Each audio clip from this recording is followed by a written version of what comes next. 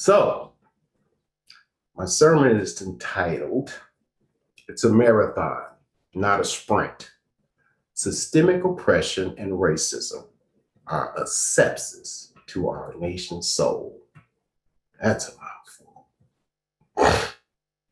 On July 14th, my mother, Johnny Jordan Mary Matthew III, would have been 85 years, or as she would say, 1,020 months.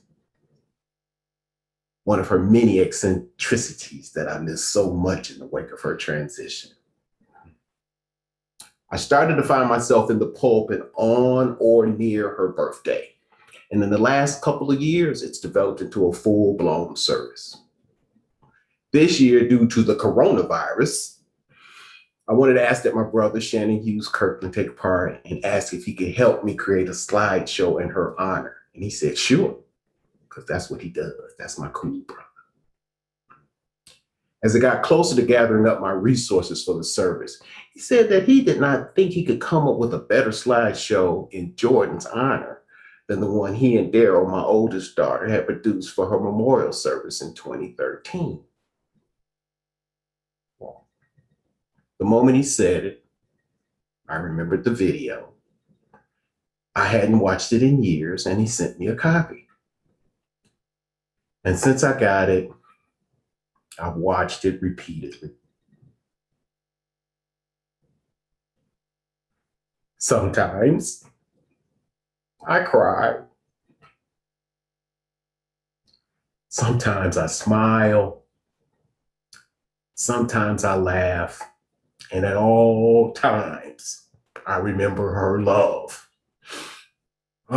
So how does all this lead to the topic of my sermon today?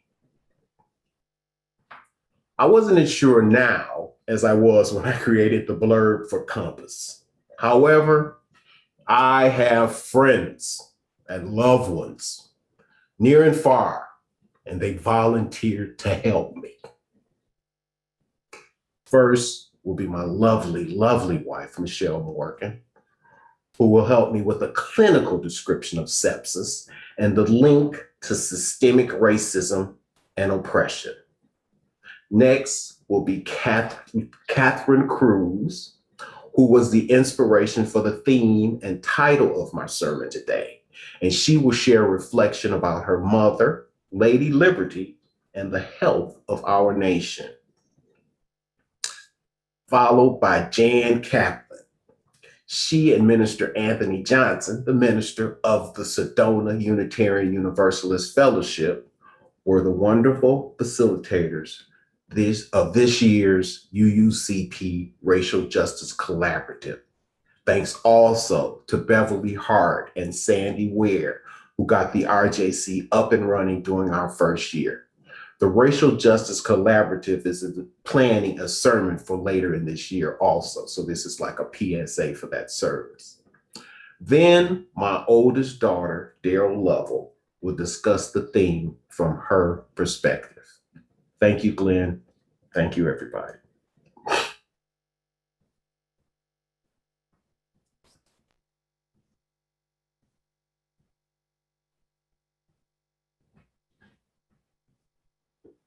Sepsis is a systemic response of the body to infection that endangers the whole body, regardless of where or how the infection started. Systemic in this case means the whole body becomes involved. Chemicals released in the body to fight the infection trigger a response that has the potential to damage multiple organ systems, possibly leading to death. The response itself becomes a runaway phenomenon that is at least as dangerous as the initial infection. No part of the body gets to opt out. If various parts of the body could express themselves, the arm, for example, would not get to say, I'm not involved in this because this infection started in the lungs. Systems in the body that were completely unrelated to the initial insult are vulnerable, sometimes fatally so, to the body's response. There are places in the body and medical events that are more likely to lead to sepsis, but once set in motion, the whole body is involved by definition. For this reason, treatment involves the whole body. In addition to treatment of the initial infection, the body requires various interventions for support, while the reaction is contained. While correct diagnosis of the initial infection and appropriate treatment are necessary, sepsis, once set in motion, cannot be addressed by eradication of the offending agent alone.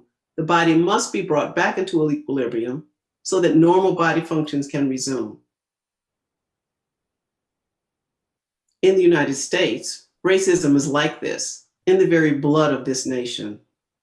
Our system and worldview are seeded by it, and no one and no system remains unaffected. The origins are undoubtedly important, but once set in motion, it must be addressed as a whole. The differentiation between the initial insult and resulting consequence becomes less important as the body is poisoned. And, like sepsis, there is no curing part of the body without all of the body, or the whole body perishes.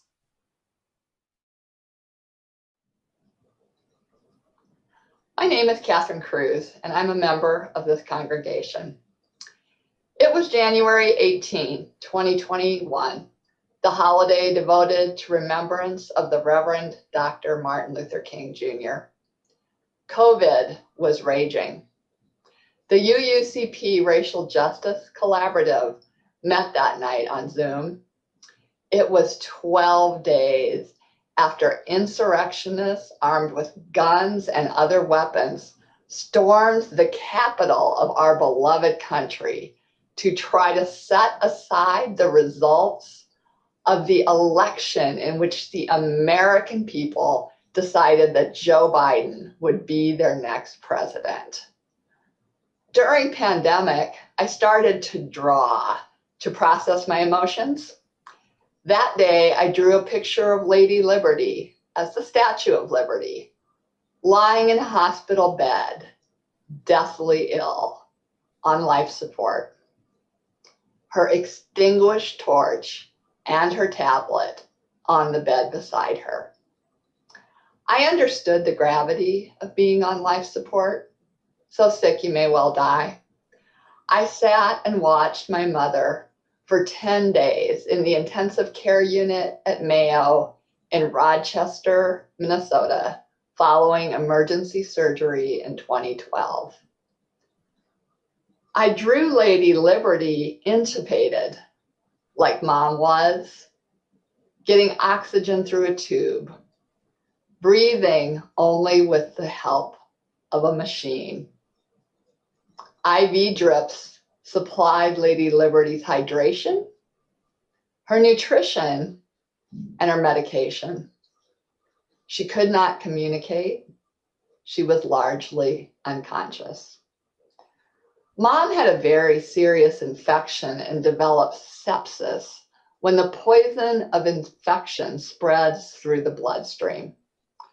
I told Racial Justice Collaborative folks that night that I had started thinking about Lady Liberty with sepsis, and it occurred to me, racism is the sepsis of Lady Liberty.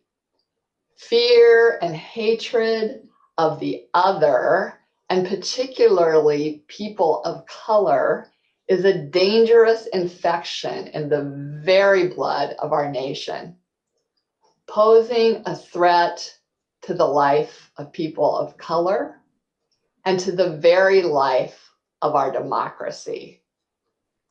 My mom made it following weeks and weeks in the hospital and months of weekly trips to Mayo to flush out all of the poison. Lady Liberty is just as sick now as my mom was then. It remains to be seen whether we have the determination to flush out the poison that threatens Lady Liberty's existence. So I didn't have the benefit of hearing Michelle's medical definition of sepsis before preparing my comments. Sometimes you guys see me with my Zoom box background that says racism is a pandemic. And if you've read Ibram Kendi's How to Be an Anti-Racist, he has a brilliant comparison of metastatic cancer with metastatic racism. To me, there's no doubt about it. Racism and oppression, be they systemic manifestations or personal microaggressions, be they the result of power or policies or fear or ignorance, They make us sick, all of us, people of color, people of no color. But Kendi said, racism has always been terminal and curable. Racism has always been recognizable and mortal. So we could die from it or not. So here's the deal with me, and I speak as a white person, a person of no color. I'm working hard to be an anti-racist. I don't know if I will live long enough to move past my 69 years of white muscle memory. My age makes me impatient for the marathon, more desirous of the sprint. Both marathon actions and sprint actions are essential for curing the disease. With marathon actions, among others, we engage in moral persuasion. We read and listen and try to get better at our conversations, although we may screw up. We examine our fears, like if we are to become a majority-minority country by 2043, why does that scare us? With sprint actions, we look at the power behind policies. We look at how policies adversely affect minority and marginalized populations. We work hard for the policies that are anti-racist and anti-oppressive. Maybe we're in the street, or maybe we're calling in a phone bank. We work hard for organizations and candidates that support those policies and hold those candidates accountable. Here's where I know that we will conquer the disease. We will do so if we do the work as a theological imperative, as something you have to do for your own soul, as something you can't not do. We will conquer the disease if we hold ourselves accountable in community with each other. I'm a committed UU. I know I'm accountable to all of you and to our principals and to our new 8th principle. I can get tired, but I can't quit. Love is the vaccine that has 100% efficacy.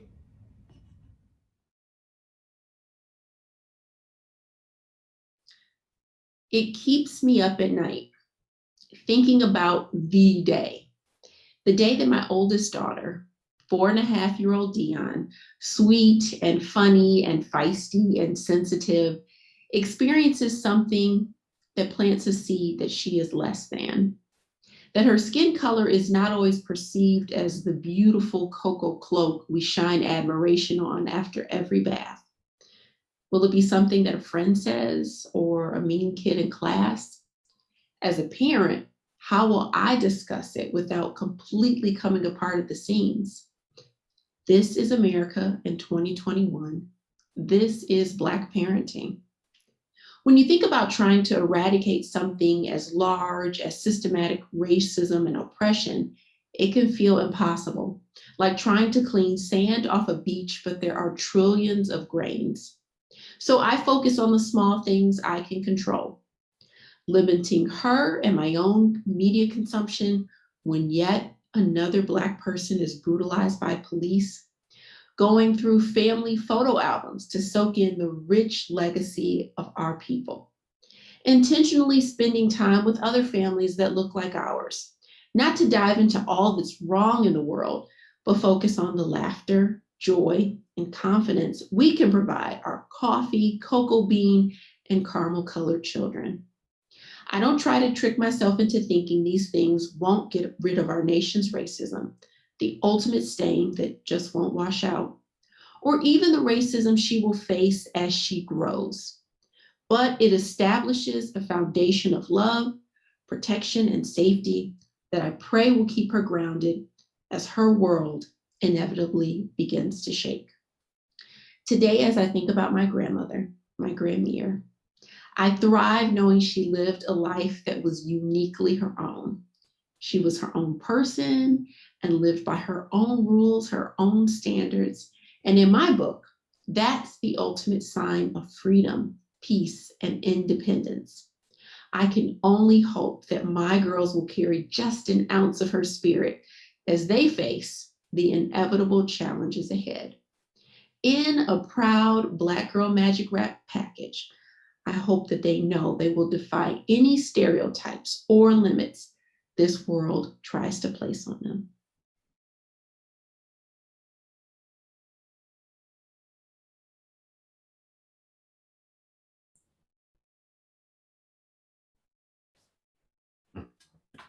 Wow.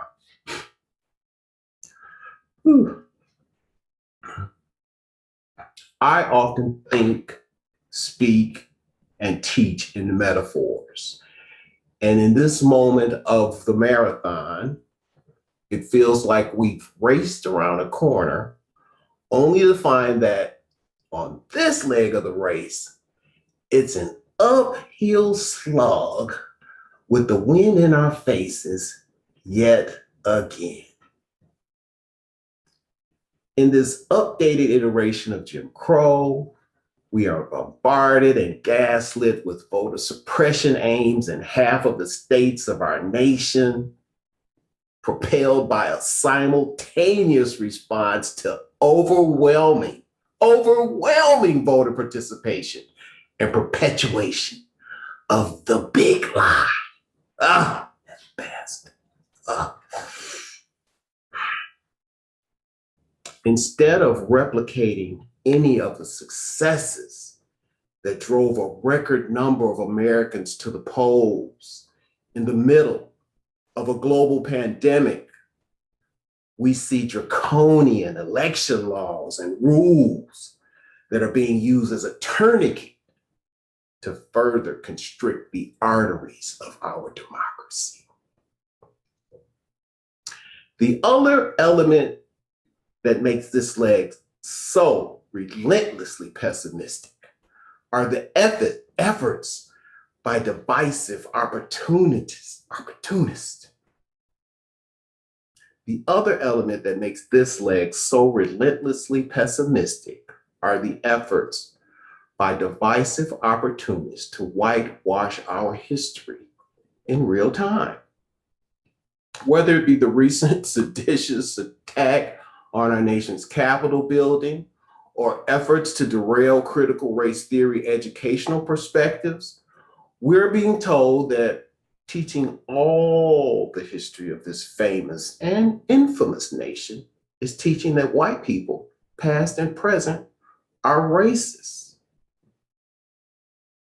and engendered by white supremacy. And an answer to that is to put our very history into a coma until we are ready to deal not only with the totality of our nation's tremendous successes, as well as our horrendous atrocities. I'd like to close my sermon with some highlights from Amanda Gorman's inaugural poem, The Hill We Climb, as we face this point in the marathon. Even as we grieved, we grew. Even as we hurt, we hoped. Even as we tired, we tried. Being American is more than a pride we inherit. It is the past we step into and how we repair it. While democracy can be periodically delayed, it can never be permanently defeated. We will not march back to what was, but move to what shall be. A country that is bruised but whole, benevolent but bold, fierce and free. We will not be turned around or interrupted by intimidation because we know our inaction and inertia will be the inheritance of the next generation and become their future. Our blunders become burdens. Our blunders become burdens. If we merge mercy with might and might with right, then love becomes our legacy and change our children's birthright. Let us leave behind a country better than the one we were left. We will rebuild, reconcile, and recover. And every known nook of our nation and every corner called our country, our people diverse and beautiful, will emerge battered and beautiful. When day comes, we step out of the shade of flame and unafraid. The new dawn balloons as we set it free. For there is light, if only we're brave enough to see it. If only we're brave enough to be it. Keep on pushing. It's a marathon, not a sprint.